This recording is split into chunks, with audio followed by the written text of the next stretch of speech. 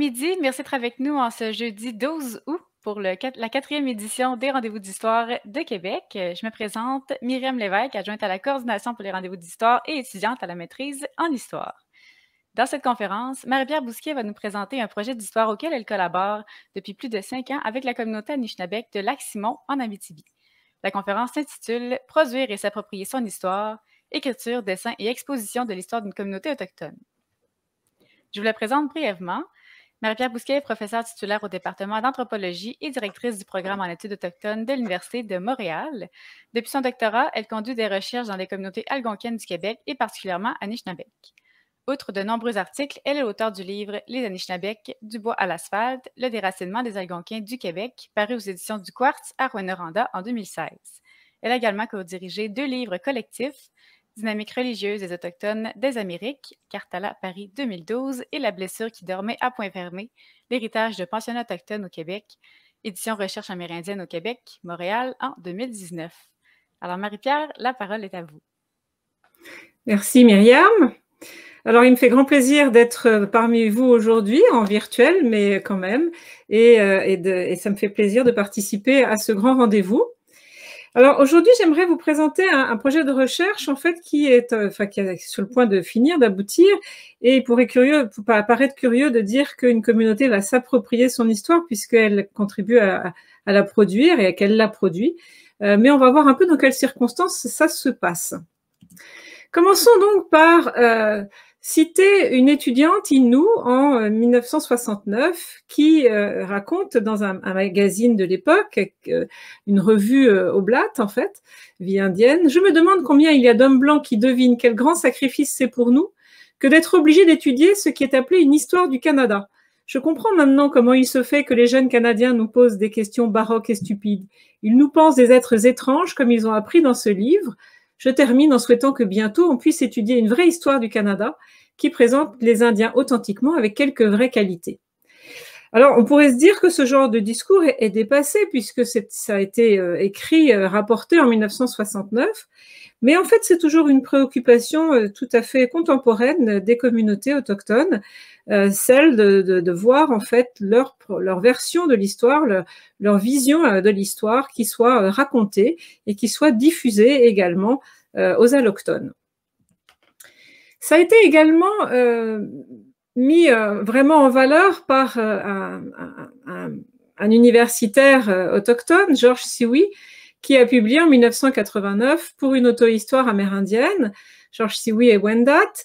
Et dans ce livre, en fait, il explique qu'il faut absolument non seulement intégrer une vision autochtone de l'histoire dans la fabrication de l'histoire, mais qu'il faut même que ce soit les autochtones qui fassent cette histoire-là, puisqu'ils sont les plus à même de rendre compte de leur propre vision. Et c'est un livre qui a vraiment fait date et qui a un peu guidé certains éléments du projet dont je vais parler. Il faut voir également que les classiques dont on peut se souvenir de la façon dont vous avez appris l'histoire à l'école ne sont pas si datés que ça. Je prends un exemple d'un livre d'histoire officielle qui a été publié en 2017 et j'en ai fait la traduction en français. En fait, il existe aussi la version en français, mais là, c'était la version en anglais que j'avais sous la main. Lorsque les colons européens sont arrivés, ils avaient besoin de terre pour vivre. Les peuples des Premières Nations ont accepté de se déplacer dans différentes régions pour faire de la place aux nouvelles colonies. Là, on a vraiment donc un point de vue qui n'est absolument pas un point de vue autochtone, puisque en fait, on a l'impression en lisant le texte que les Premières Nations, gentiment, se sont dit « Ah, tiens, ils ont besoin de terre pour vivre, on va leur laisser la place ». Ceux qui ne parlent pas des processus de colonisation, de dépossession et toute la douleur qui peut aller avec. On a l'impression que c'est un processus qui s'est passé assez rapidement, gentiment, dans la bonne entente et le consensus, ce qui n'est pas du tout le cas. Et là, on vous parle d'un livre d'histoire tout à fait officiel de l'école primaire. Alors, il y a déjà plusieurs communautés qui ont des livres d'histoire qu'ils ont écrits eux-mêmes. Un exemple d'auto-histoire locale, c'est par exemple Since Time Immemorial Our Story, qui est l'histoire de Kiligan Zibi, qui a été écrite par Stephen McGregor, qui est un Anishinaabe de la communauté. C'est un exemple parmi d'autres, mais ces livres ne sont pas toujours diffusés largement dans le grand public, ils ne sont pas toujours très accessibles et ils ont disons une diffusion beaucoup plus locale souvent et ils ne sont pas forcément sous une forme pédagogique et accessible à pas mal de monde, donc à différents publics. Également, l'histoire, il y a toujours en fait sur les sites internet des communautés autochtones, très souvent vous avez un onglet qui est sur l'histoire de la communauté et qui donne en fait un aperçu de la façon dont l'histoire est racontée à l'intérieur même de la communauté. Alors parfois vous avez donc une focalisation qui est faite sur l'histoire même de l'émergence de la communauté en tant que telle, mais aussi beaucoup plus souvent replacée dans un contexte beaucoup plus long de avant en fait la création de la communauté sédentaire. Et ces histoires-là sont en fait uniquement accessibles sur les sites des communautés. Ils ne font pas forcément partie du matériel pédagogique à l'école. Et puis il faut vraiment donc se rendre sur ces sites pour y avoir accès. En ce qui me concerne, donc, je suis donc anthropologue, je suis pas historienne et j'avais pas spécialement le projet de me lancer dans l'écriture d'une histoire, mais ce sont des membres de la communauté de Lac-Simon qui m'ont contactée. Et ce projet, c'était en fait le rêve du dernier chef héréditaire de Lac-Simon, Jean Papati, qui est décédé il y a maintenant 3 ans. Et donc, il n'aura pas vu la fin du projet, mais j'en profite pour lui rendre hommage parce que sans lui, ce projet aurait sans doute pas vu le jour. Et donc, tout un petit groupe autour de lui, parce que c'était un aîné extrêmement respecté, m'a contacté pour dire, voilà, on voudrait écrire l'histoire de non seulement de notre communauté, mais en fait des familles de la communauté, notre histoire à nous, plus large que l'histoire même de Lac-Simon. Lac-Simon, c'est juste l'aboutissement, enfin, c'est la communauté sédentaire, on avait une vie avant, et on voudrait que ce soit accessible au plus grand nombre de personnes, on voudrait un livre. Donc, c'était un projet qui n'était pas porté uniquement que par ce petit groupe, mais c'était aussi au nom plus large de la communauté, puisqu'il était également soutenu par le Conseil de la Nation Anishinaabe de Lac-Simon. Et donc, c'est un peu un défi qu'ils m'ont lancé, de me dire, ben voilà, on voudrait collaborer avec toi pour que tu écrives ce projet-là avec nous et pour nous. Donc, c'était un énorme défi. J'espère qu'avec mon équipe, on l'a relevé le mieux possible. Mais j'aimerais donc souligner dès le départ que c'était un projet entièrement collaboratif et dans lequel j'ai beaucoup appris. Alors, le devis de recherche qui m'a été présenté au départ, parce que évidemment, moi, je ne pouvais pas écrire, c'est pas ma communauté, je ne suis pas originaire, je ne suis pas Anishinaabe, je ne suis pas originaire de Lac-Simon. Donc, c'était quand même un défi particulier de me demander d'écrire une histoire avec leur point de vue, mais sachant que c'est pas mon histoire. Alors, je leur ai posé beaucoup de questions pour savoir quels étaient les éléments du mandat, le devis.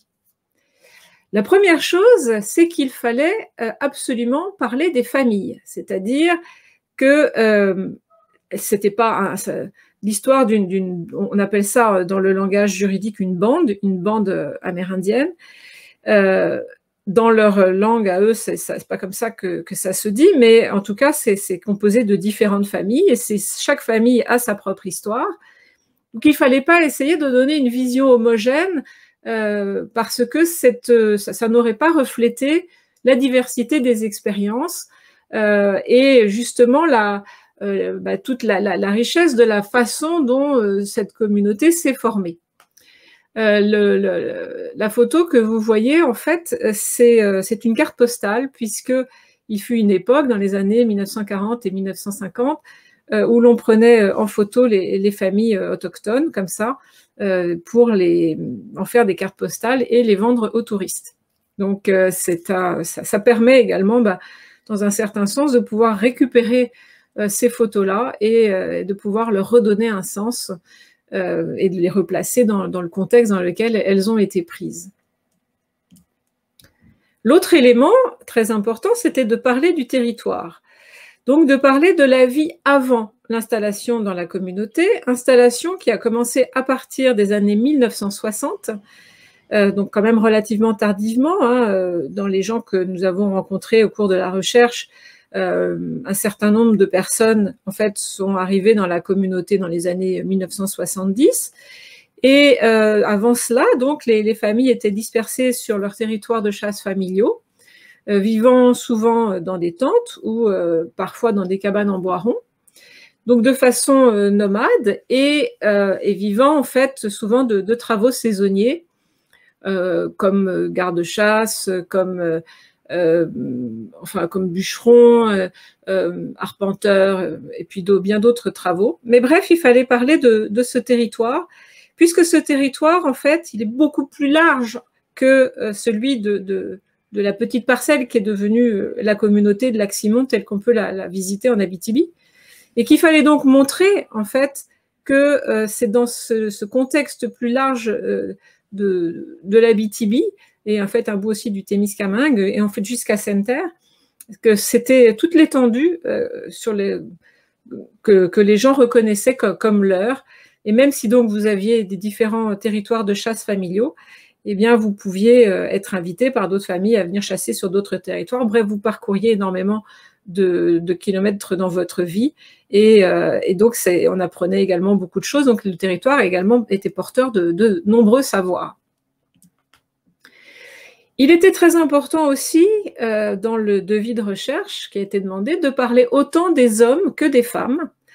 J'ai trouvé la précision vraiment intéressante, donc de refuser une perspective qui est souvent un peu dénoncée, même aujourd'hui, par une certaine historiographie féministe, qui est que souvent on voit que le point de vue des hommes et que c'est un point de vue androcentré.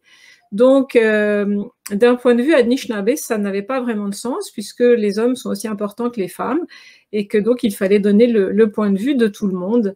Donc, en plus, il n'y avait pas forcément le même savoir, les mêmes tâches, ni autres, donc il fallait pouvoir rapporter cela et ne pas donner plus d'importance aux uns ou aux autres. Également, une phrase qui nous a été dite par Jean Papati, notamment au départ, c'était qu'il était important de ne pas donner que le point de vue du garde-chasse, et que le but était aussi de donner le point de vue du chasseur. C'était une avenue très intéressante, puisque comme on va le voir, la plupart de toute façon, les Anishinaabeg étaient de tradition orale.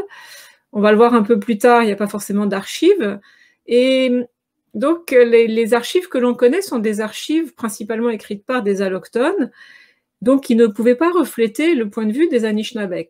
Donc, il fallait trouver d'autres moyens pour aller vraiment recueillir le point de vue des Anishinaabeg et essayer de le rendre le mieux possible.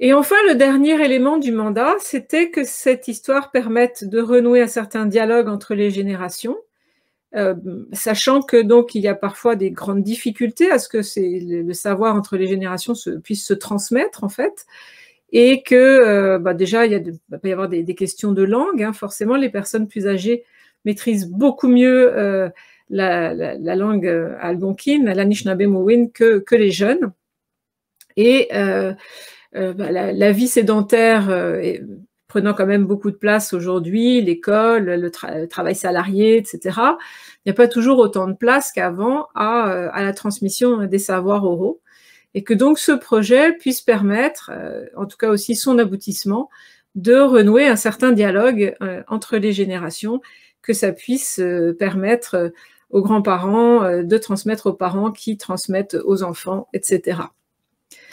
Donc, pas un petit devis, quelque chose qui pouvait paraître bien impressionnant, et on préférait partir en fait avec un projet bien ambitieux, en sachant qu'on allait devoir trouver des compromis, parce que dans un temps limité, il fallait pouvoir répondre à tout cela, et qu'il nous a été bien précisé au départ qu'on n'avait pas 10 ans pour le faire, que c'était important parce qu'il fallait pouvoir interroger les aînés d'aujourd'hui, et qu'on voulait des résultats assez rapides, parce que sinon, si on se met à écrire l'histoire d'une communauté, on peut largement y passer 20 ans, et même plus en fait. Hein, mais l'idée, c'est aussi qu'il fallait un premier projet, à la limite, pour que s'ils ont envie de l'enrichir aussi plus tard, ce soit également tout à fait possible.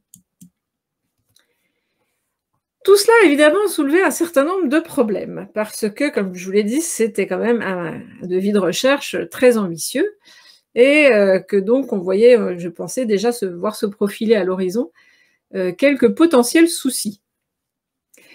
La première chose, c'est que dans la façon de concevoir l'histoire chez les Anishinaabeg, quand on vous raconte des histoires, ça n'est pas avec des dates. On ne vous les raconte pas forcément par souci chronologique, mais parce qu'il peut y avoir, par exemple, un événement qui va déclencher un récit.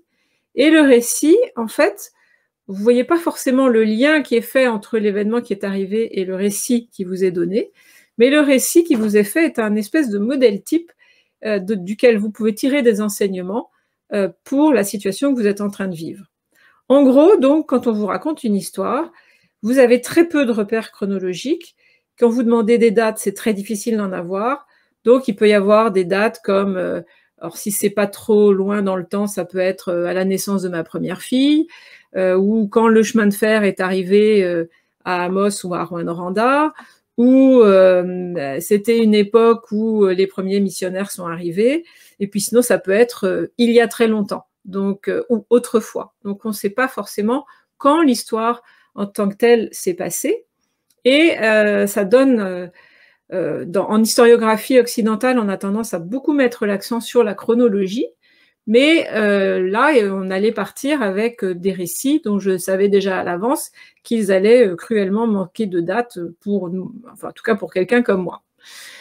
En sont comme preuve des travaux qui ont été faits sur des biographies ou des autobiographies d'autochtones, où en fait, comme l'explique notamment la préface de L'homme de Néawigak et autres histoires algonquines qui racontent la biographie de Josie Mathias, un homme de Winoway, ou le livre de David Brumble, les autobiographies d'Indian Amérique, ces ouvrages expliquent que la plupart des auteurs qui vont recueillir, par exemple, des biographies de personnes ont tendance à ensuite à recueillir les récits par oral et ensuite les remettre dans l'ordre, c'est-à-dire à retravailler le texte pour essayer de donner un certain point de vue chronologique, que ça commence à l'enfance et que ça se termine à la vieillesse de la personne. Donc un souci que n'ont pas forcément les narrateurs autochtones qui font ces histoires-là, ce qui montre qu'un des exemples parmi d'autres, que la chronologie n'est pas forcément ce qui est le plus important. Donc comment on raconte l'histoire autrement que chronologique, ça pouvait être un défi particulier. L'autre question qui s'est posée, c'est est-ce que l'écrit était le meilleur moyen de transmission? Dès le départ, dans le devis de recherche, ça m'a été précisé très clairement, notamment par Jean Papati, nous voulons un livre. Et quand j'ai demandé pourquoi, parce que, après tout, c'était des récits de tradition orale, ne pouvait-on pas laisser des enregistrements, essayer de faire des films, etc. Il dit non, on les perd, il faut les transférer sur des supports différents. Il y a des livres qui sont extrêmement anciens, comme celui d'ailleurs qui est sur la photo, qui représente un livre de prière Anishinaabe extrêmement ancien. Et donc, c'était un peu une garantie que cet objet-là, cet objet en papier, allait pouvoir être transmis dans le temps et qui était durable, et que même si on le perdait, il y avait sûrement un moyen de le faire rééditer et que ce soit republié, etc. Donc, c'était plus sûr. Donc il faut voir aussi que dans une communauté, tout le monde n'est pas forcément très à l'aise avec l'écrit, surtout les écrits en français. Une des premières langues de la communauté, c'est toujours l'Anishinaabe-Mowin. Et donc j'ai précisé tout de suite que je n'étais pas capable d'écrire un livre entier en Anishinaabe-Mowin. Je suis capable de comprendre une conversation quand elle n'emploie pas trop de mots compliqués, mais écrire un livre, c'était juste pas question, c'était pas possible. Et donc, il m'a été précisé que non, on s'attendait à ce que j'écrive le livre en français et qu'éventuellement, on mette des mots dans la langue, mais que la majorité du texte soit en français. Donc, et cela malgré donc parfois les problèmes de lecture qui peuvent exister dans les communautés à cause du fait, déjà, une chose, c'est le fait que ce n'est pas forcément la langue véhiculaire du quotidien. Puis une autre chose, ça peut être aussi le niveau d'études. Un autre problème qui pouvait, dont j'entrevoyais qu'il allait surgir assez vite, c'était le manque d'archives locales. Dans les communautés, elles ont été créées dans les années, celle-là dans les années, voilà. Elle a été créée sur le papier avant au fédéral, mais les gens ont commencé à venir y vivre doucement à partir de la fin des années 1960. Et donc, il y avait peu d'archives locales. Il n'y a pas de centre d'archives en tant que tel. Il n'y a pas une tradition de conservation du papier, ni une tradition de bibliothéconomie, donc c'était difficile. Il y a eu des rapports de recherche qui ont été faits par notamment des anthropologues consultants qui ont été tous conservés et gardés au conseil de bande par les gens de la communauté. Donc ça, je savais que je pouvais compter dessus. Et également, parfois, des enregistrements qui avaient été faits avec des aînés qui sont décédés il y a longtemps. Mais pour certains enregistrements, on les a perdus, en fait, puisque les bandes ne sont pas toujours transférées sur des supports plus nouveaux. Donc, les bandes, ça peut s'abîmer. Et donc, tous ceux qui n'avaient pas été déjà transférés sur des supports, on n'a tout simplement pas pu y avoir accès. Donc, il fallait penser au fait qu'il fallait réinterroger des personnes et que donc, on n'aurait pas accès à des gens, bien sûr, décédés depuis longtemps. Donc ça, c'était un défi et on savait qu'on aurait probablement certains trous dans la recherche. Mais voilà, ça fait partie des défis. Une des grandes questions que je me posais également, c'est que fait-on des personnages mythiques ?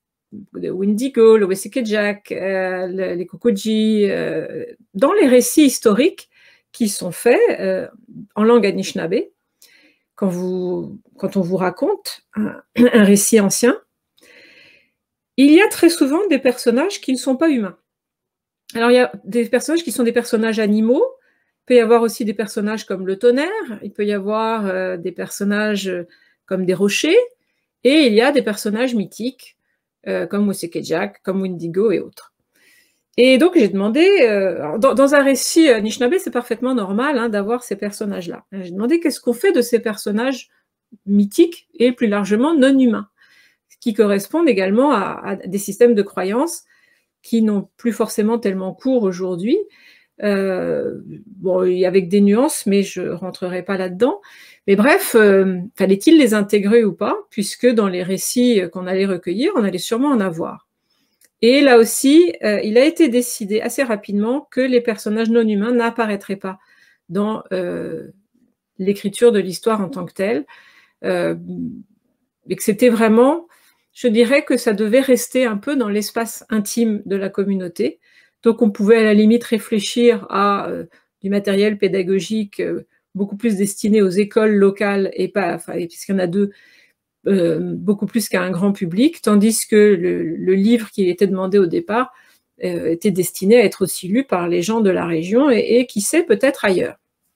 Donc un petit deuil en ce qui me concerne, parce que j'aurais bien aimé pouvoir mettre ces personnages non humains, mais c'était leur point de vue qu'il fallait respecter absolument.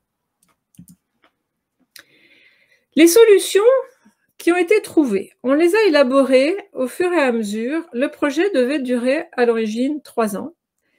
Il a déjà duré plus de 5 ans et il n'est pas encore tout à fait fini. Alors là, j'ai l'excuse en fait de ne pas pouvoir être allée sur le terrain depuis 1 an et demi à cause de la Covid-19. En fait, bref, ça prend toujours plus de temps qu'on imagine et donc on a étiré le plus possible.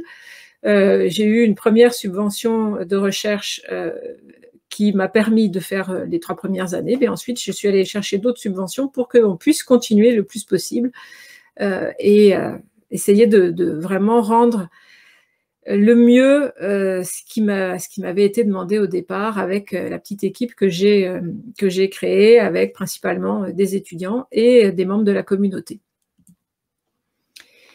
Dans les premiers choix qui ont été faits, c'était de se dire, bon d'accord, on va avoir un livre, on espère que le livre sera illustré, mais également il est possible de faire d'autres produits. Et on ne va pas faire qu'un livre. Donc on s'est dit qu'on allait adopter une approche la plus visuelle possible pour essayer de rejoindre justement les publics, plus de publics, et notamment des personnes qui pouvaient avoir des difficultés de lecture en français.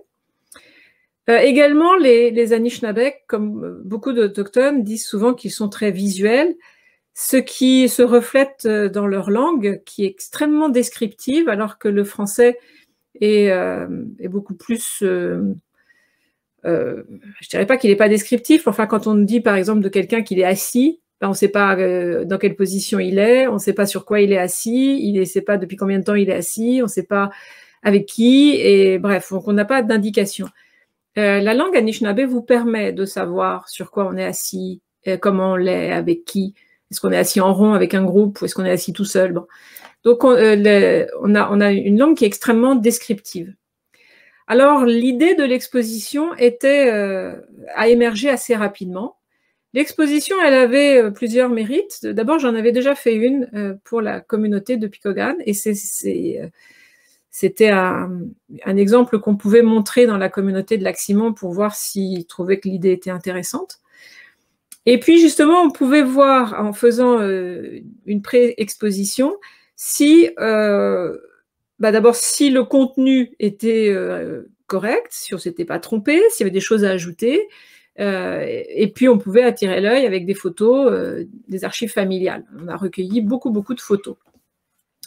Donc, l'exposition a été tout de suite un produit auquel on a pensé. Et donc, on a installé pendant quelques jours, en fait, 2 jours, l'exposition que j'avais faite pour la communauté de Picogan dans la communauté de Lac-Simon. On l'a fait visiter à pas mal de monde, et notamment aux jeunes du secondaire, pour voir si ça leur plaisait, s'ils trouvaient que c'était intéressant, sachant qu'ils ont généralement pas beaucoup accès au musée.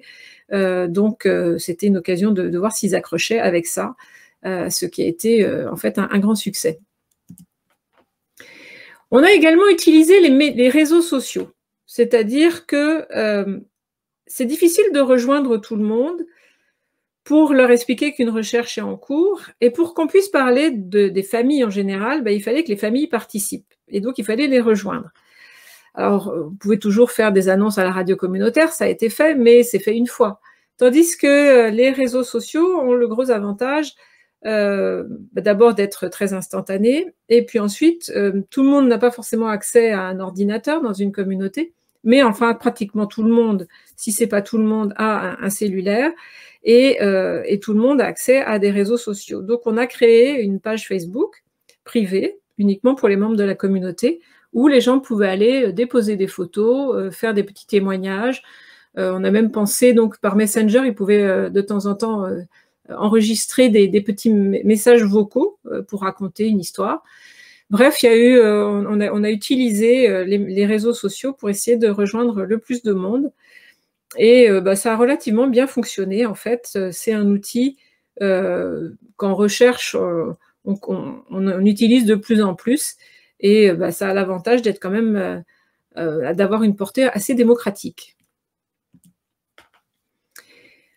Tout le long de la recherche, il a fallu trouver des compromis. Et un des compromis, par exemple, ça a été de mettre des repères temporels. Parce que même si on essaye au maximum de respecter la façon de raconter des gens, et d'essayer de ne pas faire un calque de la tradition historiographique occidentale sur la façon de raconter des Anishinaabeg, sinon en fait j'aurais eu l'impression moi de travestir leur façon de voir l'histoire. On s'est quand même décidé à choisir quelques dates. Des dates comme par exemple l'établissement de la réserve, puisque c'est une communauté qui a statut de réserve. Voilà, donc on a quand même fait une espèce de ligne de temps avec des moments clés, où on a mis des repères temporels, dans lesquels aussi les gens plus largement de l'Abitibi-Témiscamingue pouvaient se reconnaître, et également encore plus largement ceux du Québec ou ceux qui s'intéressent à l'histoire du Québec.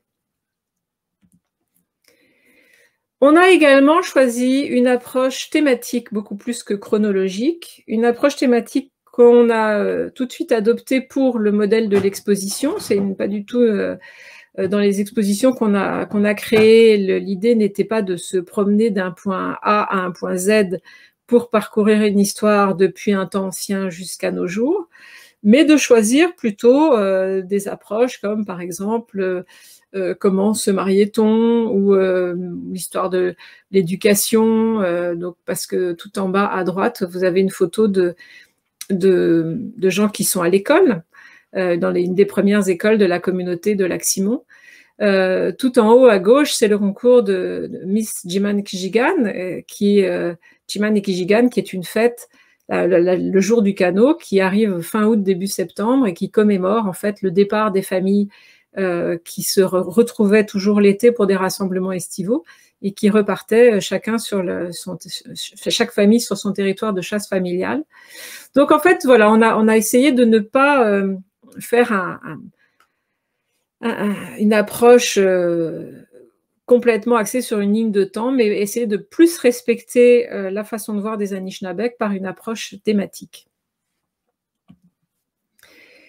Pour arriver à non seulement recueillir du matériel, mais aussi essayer de voir si les gens embarquaient dans le projet, comment ils recevaient ça, est-ce que pour tester la validité non seulement du contenu, mais également de l'outil même, on a organisé des activités de sensibilisation qui, dans les communautés, se font toujours avec le sens de l'hospitalité traditionnelle, à savoir que l'on donne à manger et à boire, au moins du thé et de la bannique. On a pu ainsi découvrir quelques spécialités locales. Et donc, ça a permis de rassembler un peu du monde. Et ce qui a été intéressant, c'est que sont venus des gens de différentes tranches d'âge, ce qui était un des buts recherchés, puisque comme je l'ai dit auparavant, il fallait favoriser un dialogue entre les générations. Donc, par exemple, voir une photo commune ou un petit film permettait d'avoir quelqu'un qui disait « Ah, mais moi, je m'en souviens », parce que c'est une personne d'un certain âge, qui pouvait le raconter aux plus jeunes qui étaient présents. Alors, c'était tout à fait plaisant. Et en plus, il y avait un côté très spontané dans la façon de raconter. C'est pas forcément quelque chose auquel on pense quand on fait une entrevue spéciale pour raconter des événements à un assistant de recherche. Là, il y avait aussi une matière à éveiller les souvenirs qui a été extrêmement productive. Donc, les activités de sensibilisation ont joué un rôle très important. Les produits finaux. Les produits finaux, en fait, finalement, il y en aura plus qu'un. Il n'y aura pas qu'un livre, il y en aura 3. Comme j'ai dit dans le titre, c'était écriture, exposition et dessin. Et c'est ce à quoi on a fini par aboutir, pour essayer justement de toucher le plus de public possible, puisque la recherche a avant tout pour vocation d'être transférée, de faire du transfert de connaissances, et du transfert de connaissances ici au plus de gens possible, non seulement de la communauté, mais aussi de l'extérieur. Donc là, il fallait un petit peu se creuser la tête. Normalement, moi, en tant que chercheuse, on me demande principalement d'écrire soit des articles scientifiques, qui sont lus souvent par d'autres scientifiques, et des livres, et qui atteignent un public généralement averti. Donc là, il fallait penser à essayer de voir plus large pour justement démocratiser un peu le transfert de connaissances universitaires, et qui répondent de toute façon au devis de recherche qui m'avait été lancé. Alors, les bases d'un futur livre ont été lancées avec l'élaboration d'un rapport de recherche qui est déjà assez épais, puisqu'il atteint déjà dans les 250 pages. Il n'est pas encore tout à fait fini.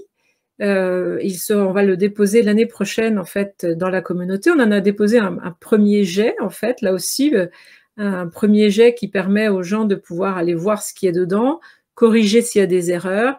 C'est une recherche qui a été entièrement collaborative, c'est-à-dire que le but est de toujours que, moi je fais mon travail de spécialiste, mais que les gens puissent s'y reconnaître, donc ils lisent après pour me dire si c'est OK, si c'est correct ou pas. Et donc il y a eu des pages qu'on a parfois améliorées, retranchées, ajoutées, donc ça a été un perpétuel work in progress qui...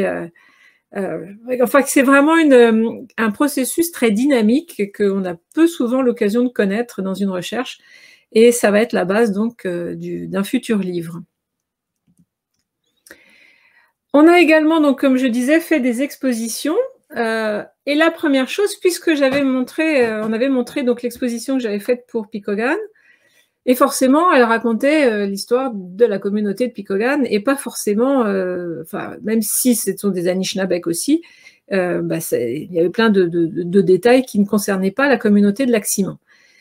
On s'est dit donc qu'il fallait faire une exposition test, de pas forcément très grande taille d'ailleurs, mais pour déjà montrer ce qu'on faisait concrètement, parce que des gens qui viennent vous voir, qui viennent vous parler, qui viennent vous poser des questions, ça reste quand même un peu nébuleux. Qu'est-ce que les gens vont en faire? Bon.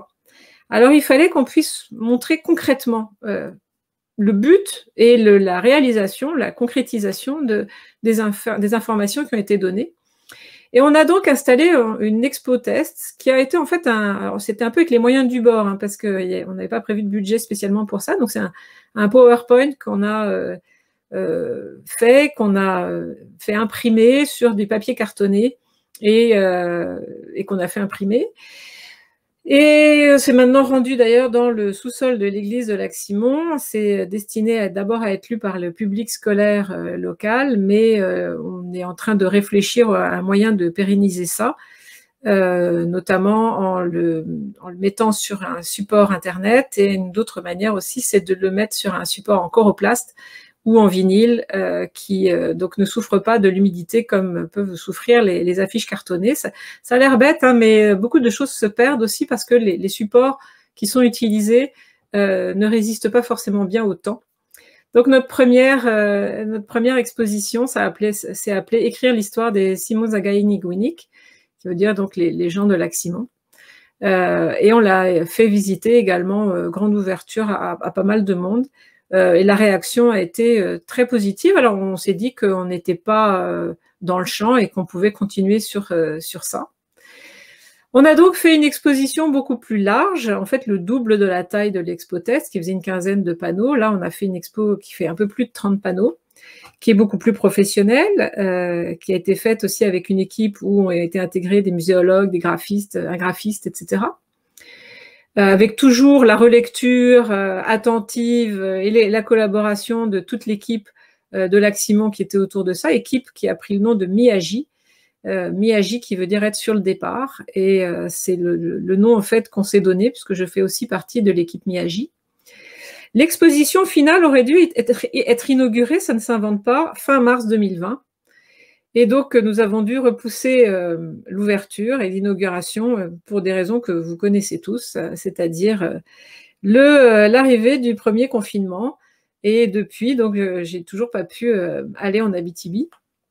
Et on va donc réfléchir à une inauguration dès que l'on pourra et en fonction des consignes sanitaires. Donc, on va essayer de voir si on peut l'inaugurer notamment en plein air, puisqu'elle a été imprimée sur des panneaux qui sont en vinyle et qui peuvent donc être exposés dehors sous la pluie, en fait même sous la neige d'ailleurs. Et l'idée est qu'elle dure, qu'elle puisse également voyager et qu'ensuite elle puisse être mise dans des endroits où il y a pas mal de passages. Donc par exemple, un certain nombre de panneaux devraient se retrouver ultérieurement dans les deux écoles de la communauté de Lac-Simon. Donc, pas encore finie celle-là, c'est-à-dire qu'elle est faite, elle est toute prête, mais on l'a pas inaugurée. Et enfin, nous avons eu une subvention de Musée Numérique Canada pour justement mettre cette exposition finale en ligne sur un site, alors là vraiment avec beaucoup plus d'audience, ce qui permet justement également une certaine pérennisation de l'exposition. Et là, c'est en préparation. Nous avons commencé à travailler avec l'équipe de Musée Numérique Canada, qui est très, très aidante. Et alors, c'est encore du travail en plus, mais un moyen de rejoindre encore un autre public. Enfin, le troisième produit auquel on n'avait pas forcément pensé au départ, c'est une bande dessinée. En fait, je devrais dire un roman graphique, puisqu'il s'agit beaucoup plus d'un roman graphique. Moi, je suis quand même restée au vocabulaire que je connaissais, à savoir bande dessinée. Alors, comment j'y ai pensé? C'est parce que j'avais une étudiante qui est BDiste et qui était en train de faire une thèse en recherche-création où elle était en train justement de dessiner une bande dessinée, un roman graphique. Et on s'est dit, avec toute l'équipe, bah, si on en faisait un, nous aussi, un roman graphique, parce que c'est un support qui peut vraiment atteindre beaucoup de monde. C'est un support qui atteint les jeunes, qui est attractif, qui permet aussi de mettre beaucoup moins de texte et beaucoup plus axé sur l'image. C'est également un support dans lequel on va, quand on est en train de penser, la bande dessinée est finie elle-même, mais là on est en train de créer un livret pédagogique qui ira avec, destiné aux professeurs qui voudront s'en servir à l'école, professeurs de différents niveaux d'ailleurs. Et donc c'est autour des dessinateurs et dessinatrices qu'on a pu créer le projet. Des dessinateurs et dessinatrices, donc il y en a une qui est une de mes anciennes étudiantes, et sinon vous avez également des dessinateurs de la communauté qui ont participé et qui ont donc donné vie aux personnages que vous pouvez voir sur la diapo. Et on est en pourparlers pour une publication, et donc je ne peux pas en dire plus pour le moment, même si j'ai très envie. Mais donc ça devrait se retrouver en principe dans une librairie près de chez vous en 2022, on espère. C'est bien parti pour, en tout cas. Donc alors c'est la première fois de ma vie que j'ai travaillé à une bande dessinée. J'ai coécrit le scénario d'une bande dessinée. C'est pas évident du tout pour moi. Je suis une universitaire. Je n'ai pas été formée à écrire un scénario de bande dessinée. Je ne savais pas du tout comment il fallait faire. Et donc, j'ai essayé de trouver mon premier réflexe, c'était de trouver de la littérature universitaire sur comment on fait une BD. Et en fait, c'est pas dans la littérature universitaire qu'on trouve des réponses. Donc, ce que j'ai fait, je suis allée m'asseoir dans une librairie et j'ai ouvert tous les romans graphiques que je pouvais, qui étaient sous la main pour voir à quoi ça ressemblait. En plus, je suis pas spécialement une lectrice moi-même de romans graphiques. Donc, j'y ai passé du temps, j'ai essayé de m'en imprégner et ensuite, ça a été peaufiné par les membres de Miyagi également et également la responsable artistique du projet. Donc, ça a été un travail là aussi en commun auquel je n'étais pas du tout habituée, mais qui paraissait encore le moyen de diversifier le plus possible les audiences qui vont recevoir tout ça.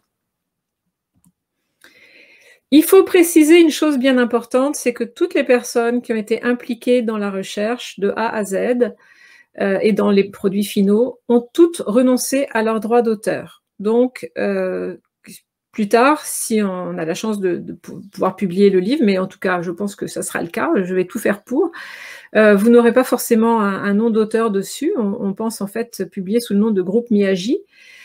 Pour la bande dessinée non plus, et pour l'exposition, il n'y a pas de nom d'auteur. Nous y avons tous renoncé. Pourquoi? Parce que l'idée n'est pas de valoriser une ou quelques personnes qui auraient mis plus de pattes que les autres. Nous considérons que c'est un projet en commun. Et si jamais le livre qui va en résulter et la bande dessinée génèrent quelconque profit, ces profits seront entièrement reversés au conseil en éducation de Lac-Simon. Il n'était pas du tout... il n'est pas question que quelqu'un en particulier puisse en tirer des bénéfices. Ça doit revenir à la communauté et en premier lieu à ceux qui sont en formation, c'est-à-dire les étudiants. Précisons également que dans la bande dessinée, elle a été élaborée principalement pendant l'année des langues autochtones et que donc nous avons voulu y mettre un certain nombre de mots de la langue Anishinaabe. Des mots comme ça que des gens qui ne parlent pas la langue pourront apprendre, une manière aussi de valoriser cette langue et de la montrer. Et donc, alors qu'il y en avait assez peu finalement dans le rapport de recherche, on a fini par en ajouter pour donner la chance à du monde qui n'a pas forcément l'ambition de savoir parler, mais simplement d'avoir la chance de pouvoir la lire un peu et d'apprendre quelques mots de cette langue qui est si jolie, si magnifique à apprendre. C'est une recherche donc de type collaboratif, comme je l'ai dit un certain nombre de fois, qui a été faite sous le principe PCAP, propriété, contrôle, accès, possession. Qu'est-ce que ça veut dire? Ça veut dire que la communauté est propriétaire des données. Je n'en suis pas dépositaire. Et donc, si je veux me servir des données pour la recherche, je dois demander la permission. ce qui permet en fait à la communauté de garder le contrôle des données. Mais elle peut très bien décider que je peux en utiliser certaines et pas d'autres. Elle en a, donc j'y ai accès, mais elle en a un accès privilégié. Et enfin, la possession reste entièrement à sa discrétion. Toute la recherche a également été menée avec l'accord du conseil de bande de Lac-Simon et avec un certificat d'éthique de l'Université de Montréal, donc répondant à la fois aux normes universitaires, mais d'abord et avant tout aux normes éthiques de la communauté de Lac-Simon, ce qui était absolument fondamental pour tous les membres de l'équipe qui a été ainsi formée. Et il me reste maintenant à vous remercier. Kichimigwech Kakina.